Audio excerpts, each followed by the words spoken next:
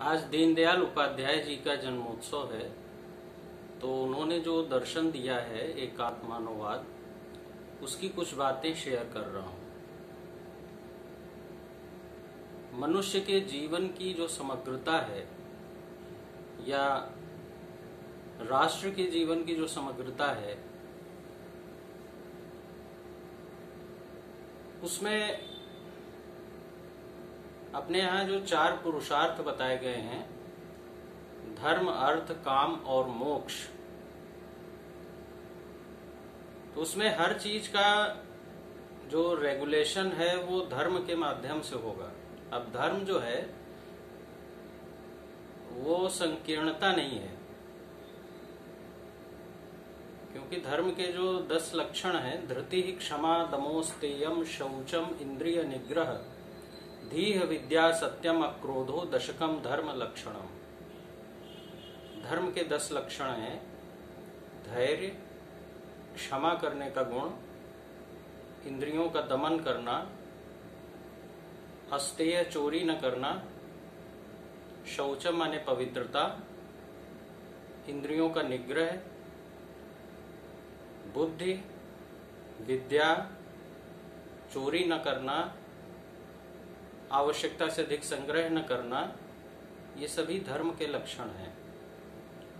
तो ये धारण करने की वस्तु है, वो बाहरी आडंबरों में नहीं है। तो अर्थ का नियमन धर्म के माध्यम से होगा।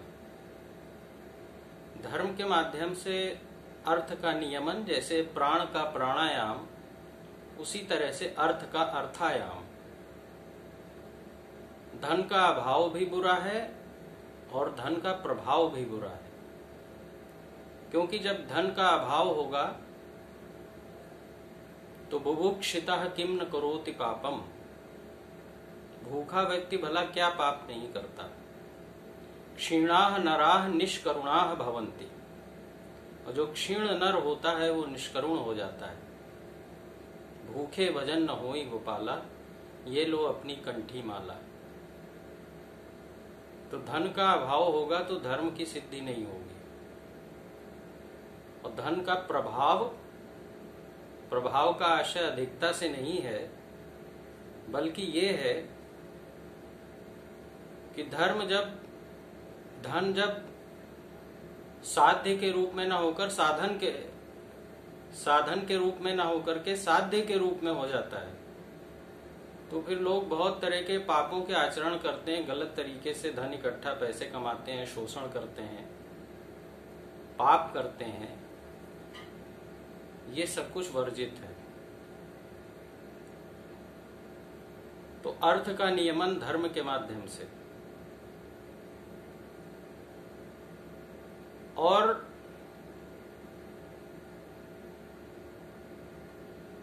काम और मोक्ष, तो 4 प्रकार के सुख चाहिए हमको। शरीर का सुख, मन का सुख, बुद्धि का सुख और आत्मा का सुख। और इनमें से अगर कोई कमी हो जाती है तो बड़ी विसंगति पैदा होती है। जैसे हमारे पास बहुत सुख सुविधाएं हैं, लेकिन हमारा अपमान हो गया है, तो फिर हमको कहाँ सुख मिलेगा। तो मन का सुख आवश्यक है। उसके बाद सुख, साधन, संपन्नताएं सब कुछ है, लेकिन हमारे दिमाग में कोई चिंता पड़ी हुई है तो भी हम दुखी रहेंगे, परेशान रहेंगे। इसलिए बुद्धि का सुख चाहिए, और सबसे अंत में है आत्मा का सुख चाहिए। इन चारों का जो समुच्चय है वो एक समग्रता होती है मनुष्य के जीवन की। दंड नीति के बारे में भी, राज्य की दंड नीति, उस पर भी दंड संहिता है, उसके आधार पर उपाध्याय जी ने लिखा है। वो कहते हैं कि राजा को न तो क्षीण दंड होना चाहिए और ना ही उग्र दंड होना चाहिए। क्षीण दंड का आशय है कि जो बहुत दंड के मामले में बहुत शिथिल है, तो चोर हैं, डाकू हैं, अपराध हो रहे हैं, और वो शिथिल होगा तो फिर ये अपराध बढ़ जाएंगे।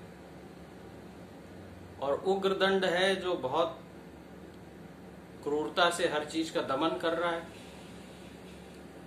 किसी को बोलने नहीं दे रहा है, अभिव्यक्ति की स्वतंत्रता को कुचल रहा है, उग्र दंड है वो। तो ऐसे राजा की प्रजा में विद्रोह हो जाता है, इसलिए राजा को मृदु दंड होना चाहिए। ये बीच की स्थिति है। और जीवन जो है वो समन्वय से सधता है। ये कुछ खास बातें जो एकात्म मानव दर्शन की हैं, उसको मैंने शेयर किया है।